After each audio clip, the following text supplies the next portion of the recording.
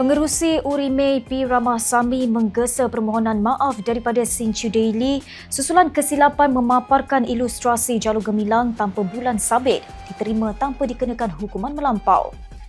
Ramasamy menggesa agar isu tersebut tidak diperbesarkan memandangkan akhbar berbahasa Cina itu sudah secara terbuka mengakui kesilapan dan telah membuat pembetulan.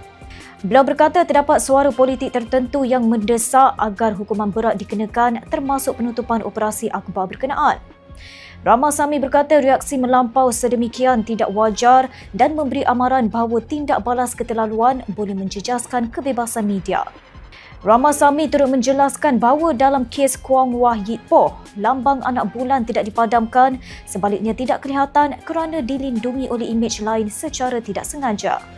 Beliau berkata walaupun kesilapan itu wajar disiasat dan diteliti secara undang-undang, adalah penting untuk tidak membuat kesimpulan terburu-buru. Haili Izzati, FMT.